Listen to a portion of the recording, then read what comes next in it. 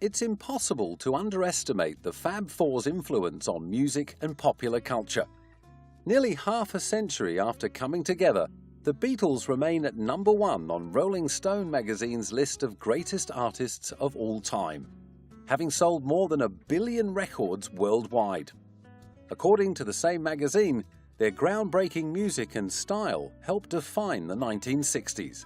To this day, they remain the biggest-selling band in America.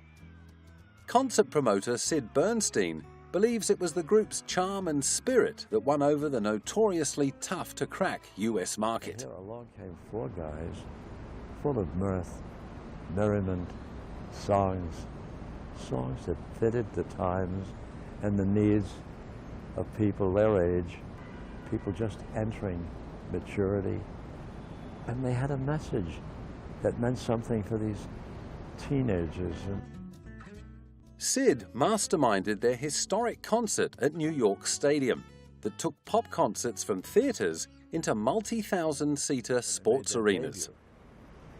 Their American debut at Carnegie Hall, which seats 2,830 people, to go from 2,830 to 55,000, and we turned people away from there too. So it was monumental. The show opened with the Beatles performing Twist and Shout, not that anyone heard it. The PA sound system turned out to be no match for the hysterical screaming of the teenage girls who packed the stadium. Many of them needed to be carried out after fainting during the band's 30-minute drowned-out set. Not being able to hear themselves play was something that they'd had to get used to since Beatlemania had taken over the UK in 1963, in the wake of the release of their debut album, Please Please Me. After conquering the US the following year with the single I Wanna Hold Your Hand, they were on their way to becoming, as John Lennon put it, more popular than Jesus. We meant more to kids than Jesus did, or religion at that time. I wasn't knocking it or putting it down, I was just saying it for the fact. It was a fact that few could deny, as the lads from Liverpool struggled to come to terms with the relentless pursuit of obsessive fans. Well, it seems to me that after your show, your real problems really begin. What's it like with these fans outside, Paul? At first, it's murder, because it looks as though they're going to tear you apart. Once you get the hang of it, you get used to it, and I think it gets a bit easier. Have you ever been in physical danger from your fans? Well, occasionally, yes. Only when there's been a big mob, a really big one.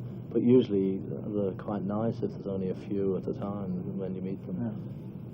What is it? Do you deliberately try and create these sort of screaming reactions? No, we just, arrive at the theatre and they're always there waiting. And whenever we're doing a show, the police always come and say, don't look out the window, because the excitement.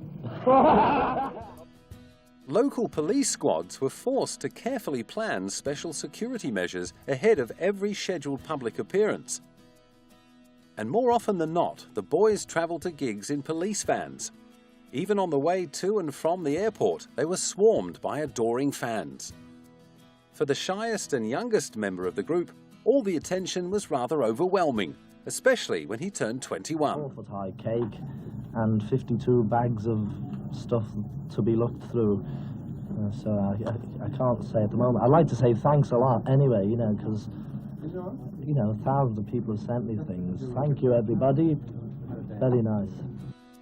At a civil reception in their hometown of Liverpool, one fan was so overcome in the crush, she had to be carried away on a stretcher, and police on horseback had to hold back the hordes as they made their way into the town hall.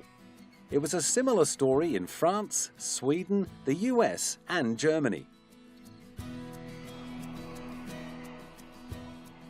With the frenzy surrounding them showing no signs of letting up as the decade wore on, John, Paul, George and Ringo had to resort to searching for inner peace through the teachings of Maharishi Mahesh Yogi. They ditched the pudding bowl haircuts and suits for long hair, jeans and flowing robes, and headed to India to study transcendental meditation. But no matter how far they ran, the media were never far behind, even in an ashram in India.